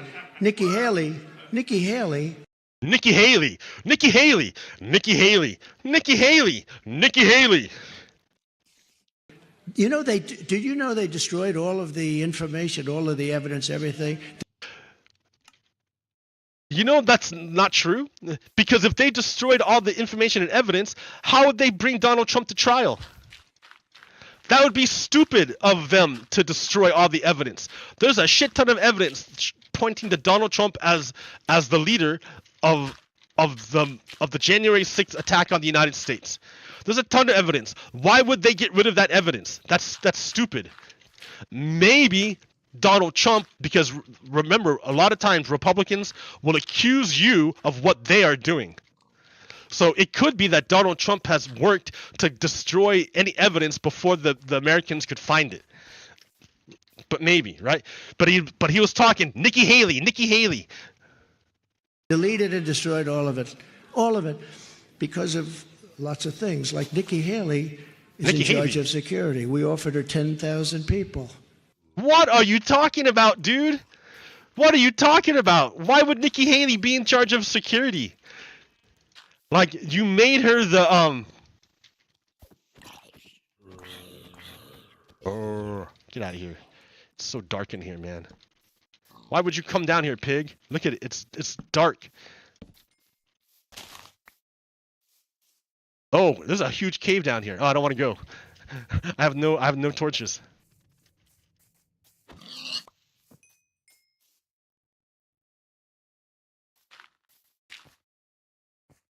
Get me out of here. Why would Nikki Haley be in charge of security? Why would Nikki Haley have 10,000 people? What is he even talking about? Soldiers, National Guard, whatever they want. They turned it down. They don't want to talk about that. I'll talk about it. Why the fuck would you offer Nikki Haley all this stuff, dude? She was your person to the UN. Why would you give her access to all these soldiers? Why? Why would Donald Trump do that? These are because he got confused. That happens to older people, you know. He got confused. He mixed up Nikki Haley with Nancy Pelosi. I mean, I can't see it. I mean, the only thing that they're the same is that they're both women.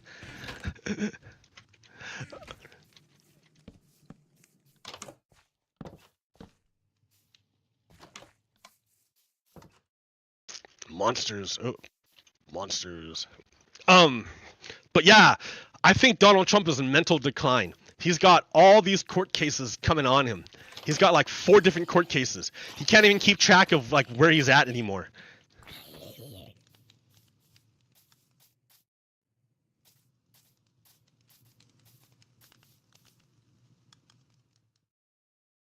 He's in mental decline.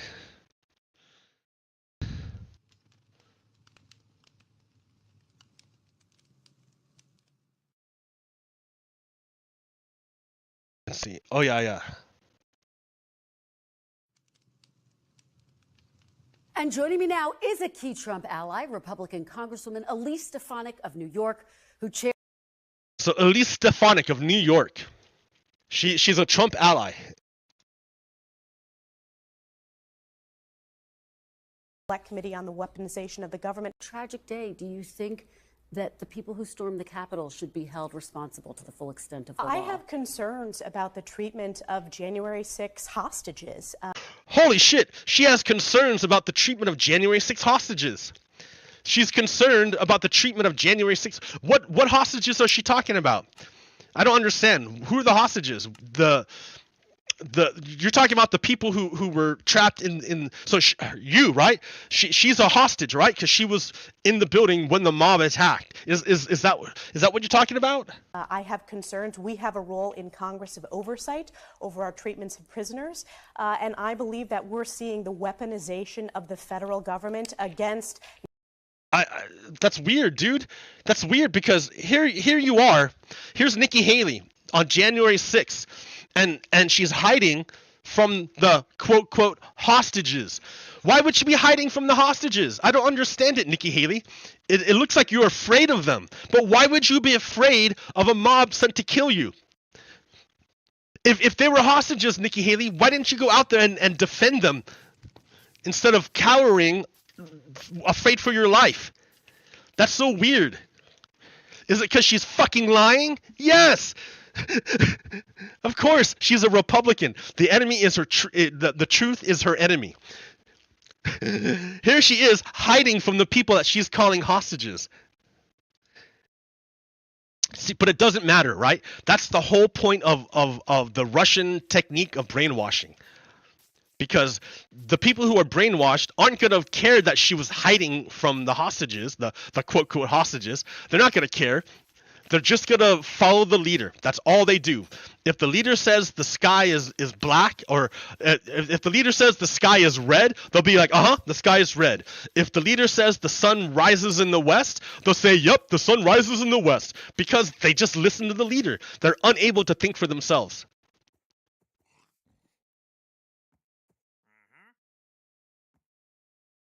So, speaking of January 6th, this is Rep. Marjorie Taylor Greene. For some reason, she can't stop talking about the pipe bomb. Remember January 6th? They found pipe bombs before they could blow up, but they found them. And they don't know who did it. They have video and pictures of the person who did it, but they disguised themselves. And that was a while ago. But for some reason, Marjorie Taylor Greene keeps bringing up the fact of the pipe bomb. Who could it have been? Who could it have been? I don't know. But if you look at the video, the movements and the mannerisms of the person who planted the pipe bombs looks very, very, very similar to Marjorie Taylor Greene. That's the pipe bomber. That looks very similar to Marjorie Taylor Greene. And she can't stop talking about it. A lot of times criminals will return to the scene of the crime. Or they're unable to keep silent, to remain silent. They keep talking because their consciousness of guilt gets the better of them.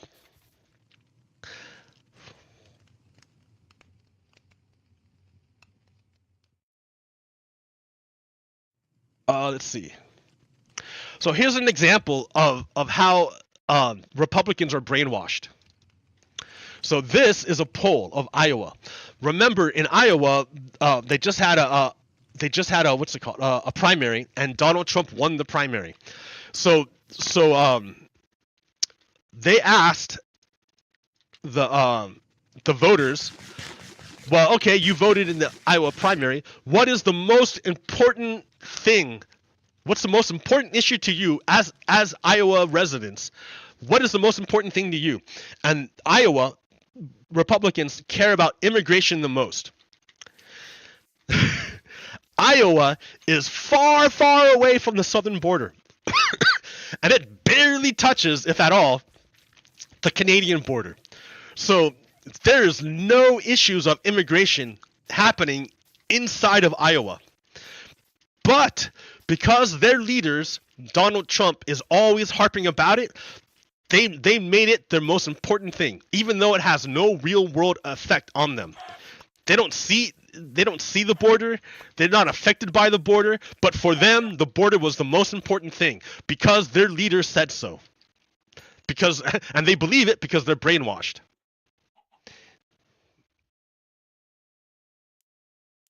So listen right here. What if instead we launched military strikes against targets in northern Mexico? Would that make the border, you think, more or less secure? Because Republicans have suggested that the United States use their military to attack Mexico. What? What? You want to attack Mexico? Are you fucking crazy? Why would you even think that? It would make it less secure. Creating a crisis in Mexico would probably be the best thing you could do to increase illegal immigration. I only ask you all these questions because these are all proposals by the Republican frontrunner for the nomination, Donald Trump, former President Donald Trump. Every single one of these ideas, alligator moats, missiles into Mexico, shooting migrants in the legs, putting spikes on top of the wall. These are all the ideas on how to make our border system and our immigration system more fair, according to Donald Trump. So obviously Donald Trump has no idea what he's talking about, and it's over and over we're seeing these horrific ideas. Now, Mr. Beard, do you think it's even possible to secure the border through force or deterrence alone, as some of my colleagues are suggesting? No, absolutely not. We've had an experiment with this for the last 50 years. We've had very high levels of illegal immigration, punctuated by periods of job depression in the United States. Economic downturns do help secure the border. They talked about the most secure border in 45 years. April 2020 is not a good sample size. That's not a great way to secure the border, destroying the U.S. economy. That's exactly. All right, okay, because understand what he just said. It wasn't exactly clear what he said. He was being smarmy. But let me clarify what he's saying. So, the representative asked, okay, so Donald Trump offered all these things. He offered alligator moats. He offered shooting the migrants. He offered putting spikes on the wall. So he offered shooting missiles into Mexico. All these violent things, all this violence Donald Trump wants to do upon the migrants. Why? Because migrants are pretty powerless, right? And Donald Trump is a fascist. I mean, he's not. I wouldn't say he's a fascist. I don't think he has an ideology except his own personal power. But he's a bit sadistic. And he's sadistic. Sadism. He likes inflicting suffering upon other people. And so all his ideas to quote secure the border would do nothing to secure the border, but it would be sadistic. It would cause incredible suffering and pain on the weakest people. And Donald Trump loves it. That's why he suggested it. But it wouldn't do anything, right? All the things we've done for 50 years to stop illegal immigration, all the things we've done for 50 years have had no effect on immigration, except for one thing. The one thing that makes illegal immigration go down is if the United States is in an economic depression. Every time the United States economy tanks, suddenly people stop coming here. So, and the best example of that is in 2020, at the height of COVID. When everything was shut down in the United States and all our workers had to go home and couldn't work, suddenly illegal immigration stopped. So I don't think that's a great idea. If you really want to stop illegal immigration, I don't think that's going to do it. I don't think that's a good idea to kill our own economy to stop illegal immigration. That's a dumb idea. And I think it would be better if the United States provided more funding for the border so you could more easily process people coming and going. That's the problem. The problem isn't illegal immigration. The problem is that our legal immigration is jammed. It's jammed up and stuck and too slow. It takes years upon years upon years to get legal status in the United States because our immigration system is fucked up. It's broken. It's ruined. We need to fix our immigration system so we can allow for migrants to come into the United States. I love migrants. I don't care where you come from, migrant. You're fucking fantastic. Every time you come to the United States, you bring a part of your country with you, and you make my country richer. Every time. I love migrants. I think they're great. They're fantastic. Right. So I would like to find a way to help them to immigrate into the country. And the way you do that is having a proper immigration system that doesn't take years upon years upon years. When your immigration system takes years upon years upon years, and when the results are pretty arbitrary, like, oh, you get citizenship and you don't, that's going to put a damper on people wanting to immigrate legally. And they're just going to come illegally because it's quicker that way. Well, like, it's not better. They would prefer to do it legally, but there's not an avenue for it. So Americans, the United States needs to create a good immigration system, but it can't do it because it's always blocked by Republicans. Why? Because Republicans get more mileage out of unsolved border problem than they do from solving it. Their voters, they get more voters by not solving the problem than they would get by solving the problem. That's what it comes down to. It's a voter thing. Their voters don't want to solve the problem of the border. They want to be angry about it.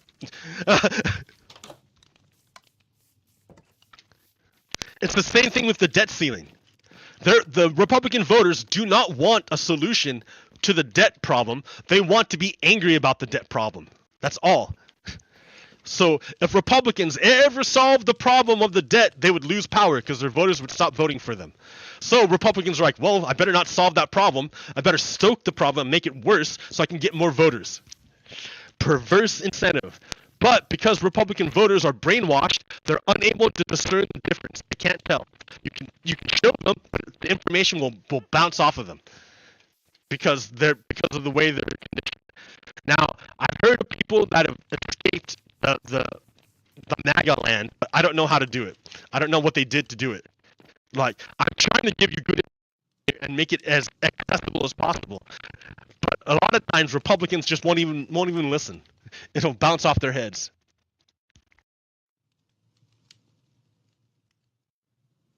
So let's look on what's going on in Ecuador. In Ecuador, there was a coup, right? There was an interruption of a live televised broadcast by gunmen, the taking of more than 200 prison staff as hostages, explosions in several cities, and the kidnapping of police officers, leading to widespread security force operations and nearly 2,000 arrests. There was renewed bloodshed on Wednesday when prosecutor Cesar Suarez, who was focused on pursuing organized transnational, was killed in an incident the police said was an assassination. So why has Ecuador's security deteriorated? Because of cocaine trafficking gangs and the state's weak control. So look, shit like that is gonna make people leave their country and immigrate to the United States. And like, it's nothing inside the United States that are.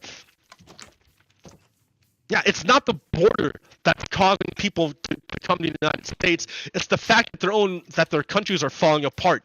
And they want to get freedom and security. That's why they come. So if you really, really, really want to stop illegal immigration to the United States, what the United States will do is help support its Latin American neighbors. Help support the South American neighbors. You help support them. Help them have a prosperous country. And if you do that, then not only do you gain a trading partner, but the people that live there don't have to leave it. They don't have to leave it. Like, what can I give you? What can I give you to get you to leave your family, your neighborhood, your job, all the things you're familiar with? Just leave it. I want you to leave it and then move to we'll say Japan. Japan's a great country. What a fucking great country. It's a great country. It's a fantastic country. I love Japan. It's a modern country. It's got all the great things that we have over here. It's a fantastic country. The only problem is they don't speak English and they don't write in English. It's all in Japanese.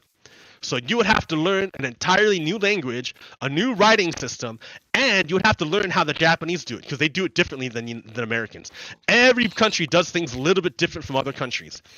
Every country does things different. So you'd have to learn a whole brand new system. And you have to buy a new house. You have to make new friends. Your family would be gone. What would it take? What would it take for you to give up your country, your everything, to move to Japan? It would have to be a lot, right? To go learn a new language and lose all your friends and family. It would have to be something pretty big to make you leave your country to do that. Same thing with everyone else in South and Central America. They don't want to leave their home, their family, their friends, their country. They don't want to leave it. Why would they want to leave it? That's terrible. What they want is a good country to live in.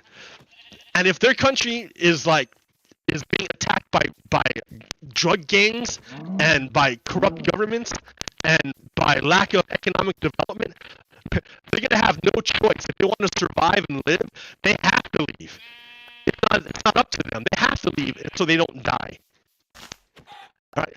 So the best way to stop illegal immigration is to make sure that they don't have to leave their own countries. And the way you do that is to make sure that their governments are good and that they have economic prosperity and security, just like the Americans have. Right? Super easy. Except you can't tell that to Republicans because Republicans are essentially racist and they have an entirely different thought process. Republicans are anti-Americans.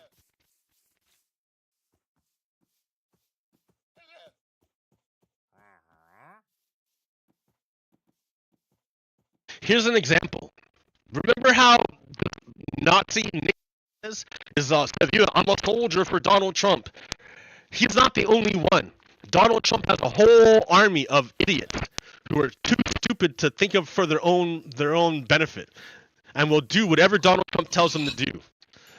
So not only did they attack the Capitol on January 6th, but they also attack the judges who are trying to hold Donald Trump accountable for his crimes. So one of the judges in his New York, so one of the trials that Donald Trump is having is a civil trial in New York that says that his that tree got big. That says that his organization, the Trump organization, is a criminal organization, and it's going to be dissolved and no longer operate in New York. Well, that makes Donald Trump angry, and so his shadow army is doing a technique called swatting. What that is that someone, one of Donald Trump's followers, calls the police and makes a false report that says like something terrible has happened and that the police need to send deadly force. And so the police, thinking that, who's going to make a false police report? They think it's real. So they send a deadly force to the residence. Now, the Trump supporter who made the call is hoping that the police will make a mistake and kill the judge, kill the enemy of Donald Trump. Because that's what happened before. The police, many times the police will raid a house and kill the person that lives there and go, oh, that was the wrong person. We killed the wrong person. That happens, right? It happens. So that's why that's why Donald Trump supporters send the SWAT police to this judge's house. The Trump supporter is hoping that the police kill the judge who Donald Trump called an enemy. And it's not just the judge. They did this to the Secretary of State in Colorado and in Maine. So all over the country, supporters of Donald Trump are sending the SWAT police at the enemies of Donald Trump in hopes that the police will kill the enemies of Donald Trump. Because they're Nazis, dude. I keep telling you that. Like, they're Nazis. Some of them are brainwashed, but some of them are Nazis. Like that Nick Fuentes guy.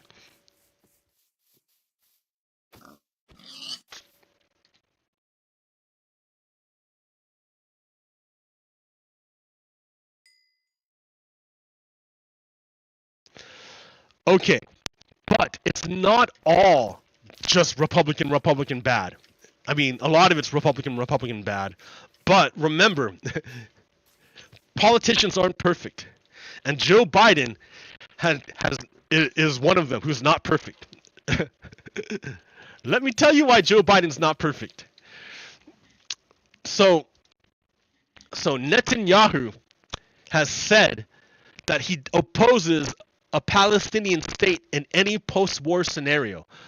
While Biden said, oh, the only reason why I'm helping Israel is because I'm proposing the two-state solution. So Biden says one thing but does another thing. Because the guy he's supporting, Netanyahu, doesn't want a two-state solution. He wants one ethno-state only Israelis, and he wants to ethnically cleanse all the Palestinian people. So either Joe Biden is stupid, he's stupid, and it's like, oh, I'm being tricked by Netanyahu. All my advisors told me that Netanyahu was a bad guy, but Joe Biden's dumb, I'm stupid. You know, maybe that's what happened. Or maybe Joe Biden thought, these Americans are pretty stupid. These Americans, they're pretty dumb. I bet I can support Netanyahu and his one-state solution while telling the people that I want the two-state solution. And they won't figure out that my words and actions are not congruent. They won't. Joe Biden thinks Americans are stupid and won't figure it out. So either Joe Biden is stupid, or Joe Biden thinks the American people are stupid. That's what's going on. Because we know that Israel is doing a genocide in Gaza for sure. They made a video of it for us. Like, are those like, that guy just blew up an entire city block. Are you telling me that you have to blow and completely raze a city to the ground to defeat what, Hamas? No, dude, you don't care about defeating Hamas. This is called ethnic cleansing. You're clearing out the area of the people you don't want so you can take their land. I know this because Americans have done the same thing in their past. Americans did the exact same thing in their past. So these are all war crimes. This is a video of war crimes. All war crimes. This is Israel bombing indiscriminately in Gaza in order to drive out the Palestinian people from the land so Israel can take it over and make one state. So thank you for the documentation of the war crimes. And there's a fuck ton, dude. That's a fuck ton of war crimes. So yeah, Israel is at the Hague right now. And two countries have come out in support of Israel. One country is Germany. So Germany has committed genocide too. So you can understand why Germany would support another nation committing genocide. So Germany isn't the only one who has done it in recent memory. And then also, France has come out in support of genocide. The French have come out. Remember, the French are a colonial power. They subjugated the nation of Algeria in order to make France more powerful. They subjugated the nation of Vietnam in order to make France more powerful. So it's really funny that two nations that engaged in the same crime as Israel are protecting Israel. How weird is that? It's not weird at all. It makes total sense. It makes total sense that a nation that already did genocide would defend another nation currently doing genocide.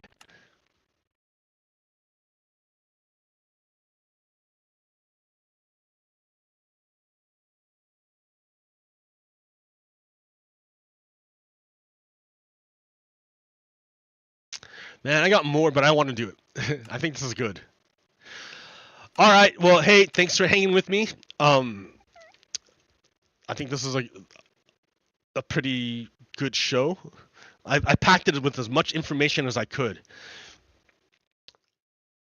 And there was like hardly any fluff in there. Understand that the United States is facing an existential crisis. Donald Trump represents an existential threat. He is threatening to destroy the American experiment in democracy. And he said so very, very, very clearly that he wants to be king, dictator. So there's no confusion. There's no confusion about what's happening. Like, I can tell you, if Donald Trump seizes power somehow, there's going to be a civil war. And that would be to the great benefit of Russia. Russia would love it if the United States fell into a civil war. So that's why Russia is pushing their people, their Republican allies, to push for a civil war, because it would greatly benefit Russia. So if you have any feelings of patriotism whatsoever, if you care about the sacrifices our veterans made in order to preserve the Constitution, then you're gonna resist Donald Trump and support the American democracy. And if you hate American troops and you hate the people that died, that gave their lives for democracy because you want to get rid of democracy and install a dictator, well, you're a piece of shit. And you're in the wrong country. And that's the way it is, right? If you're a Trump supporter, you hate American troops. If you're a Trump supporter, you hate American veterans. Because you want to get rid of the thing that they died for. It's not me making it, it's you doing it. Ha ha ha. Burn, burn! Oh, that guy's like, Oh, that's a villager. I could save you, villager. I could, but I'm not gonna. Not now.